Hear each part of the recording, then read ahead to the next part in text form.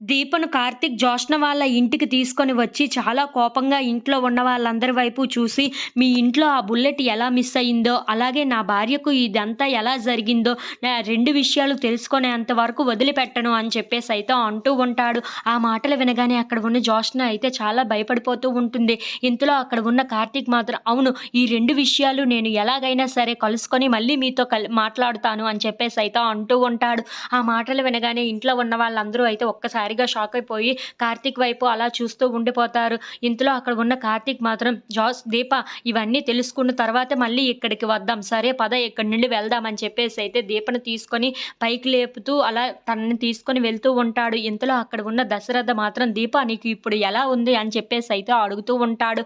ఆ మాటలు వినగానే అక్కడ ఉన్న దీప అయితే చాలా సంతోషించి, "ఇప్పుడు బాగానే ఉంది" అని చెప్పేసైతే అంటూ ఉంటుంది. ఆ మాటలు వినగానే అక్కడ ఉన్న దశరథ అయితే, "నువ్వు చల్లగా ఉండాలి, బాగుండాలి" అని చెప్పేసైతే అంటూ ఉంటాడు. ఆ మాటలు వినగానే అక్కడ ఉన్న దీప, కార్తీక్ వాళ్ళు అయితే చాలా సంతోషిస్తూ ఉంటారు. ఇంతలో అక్కడ ఉన్న కార్తీక్ మాత్రం, "మీ ఆశీర్వాదం ఉంది కదా మావయ్య, ఎలాగైనా సరే తను మళ్ళీ మంచి మంచి మనిషిలాగా కోలుకొని బాగుంటుంది" అని చెప్పేసైతే అంటూ ఉంటాడు. ఆ మాటలు వినగానే అక్కడ ఉన్న దీప అయితే ఒక్కసారిగా కార్తీక్ వైపు అలా చూస్తూ ఉంటుంది.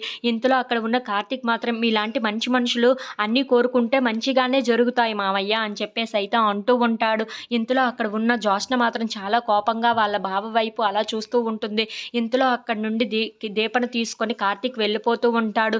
అది చూసి అక్కడ ఉన్న వాళ్ళందరూ అయితే చాలా కోపంగా దీప వైపు, కార్తీక్ వైపు అలా చూస్తూ ఉండిపోతారు. ఇంతలో అక్కడ ఉన్న కార్తీక్ మాత్రం దీప వైపు చూస్తూ, "ఇదంతా నీ ఇల్లు దీప, ఇదంతా నీ ఆస్తి, నీ మనుషులు ఇక్కడ ఉన్న వాళ్ళందరూ. అది నీకు తెలియక నీకు ఇదంతా జరుగుతుంది. వాళ్ళు కూడా నిన్ను ఇలా ట్రీట్ చేస్తున్నారు" అని చెప్పేసైతే అంటూ దీప వైపు అలా చూస్తూ ఉండిపోతారు. ఎలాగైనా సరే జోష్న విషయం, పారు విషయం బట్టబయలు పెట్టి అప్పుడు నువ్వు ఈ ఇంటికి ఏమవుతావో తెలియజేస్తాను ఖచ్చితంగా అని చెప్పేసైతే అనుకుంటూ దీపను బయటికి తీసుకొని వెళ్ళిపోతూ ఉంటాడు.